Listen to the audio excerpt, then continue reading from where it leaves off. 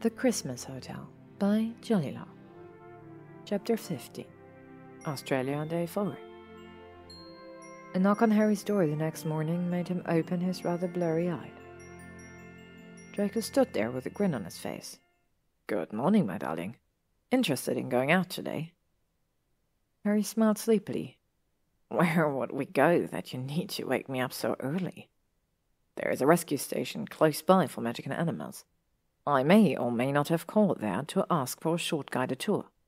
It's said to be set up by Newt Scamander himself." Grinning, Harry leaned against the doorframe. "Have I ever told you how amazing you are?" Draco winked at him.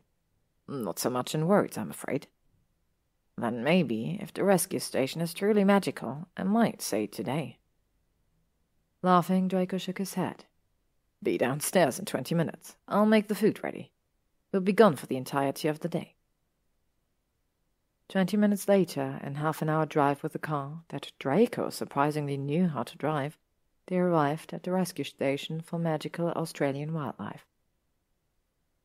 As all things magical, the house looked incredibly small, but once they had entered and went onto ground, they were in a beautiful rescue shelter. A woman named Stacy led them around the many different animal and temperature zones. "You're lucky you came today, lads.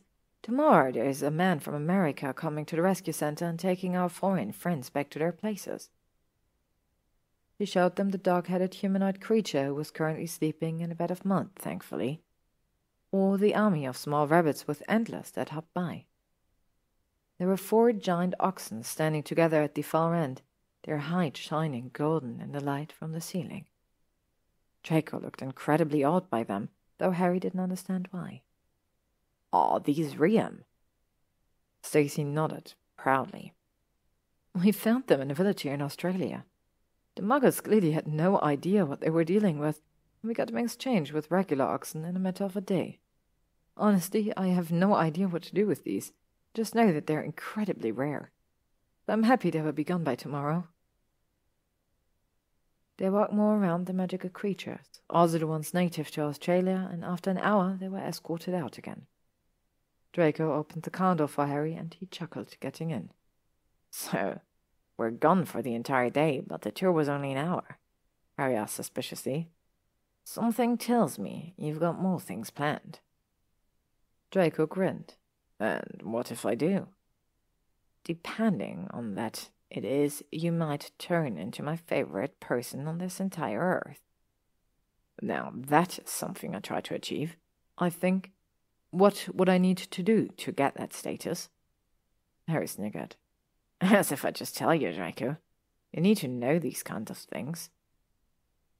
When he looked over to the suspiciously quiet Southern, he saw him grinning at the road ahead. "So, what have you planned now?"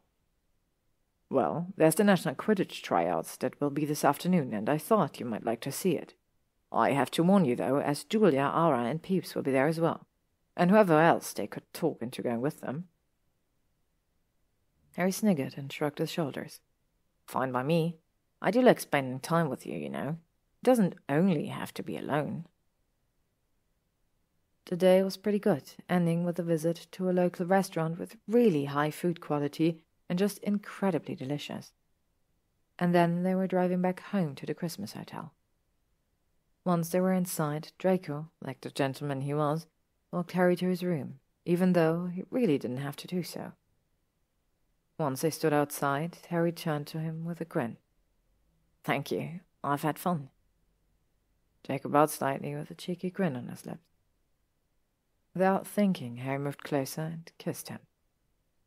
The other man was clearly stunned, but quickly adjusted. Harry felt his hands under his chin. His skin tingled with every touch, and he craved it all. Far too soon, Draco stepped back, the grin almost double the size of the one before. "Glad to know that you've enjoyed it." "You're killing me, Draco." The Southern chuckled and winked at him. "That is my reputation, yes. I'll see you tomorrow, Harry." Leaning against the door, Harry looked after Draco. He did an elegant spin at the stairs, as if he knew he was being watched. Harry laughed lightly and finally opened the door. He was pretty sure that he had a smitten look on his face. He didn't even have to look into his mirror, honestly.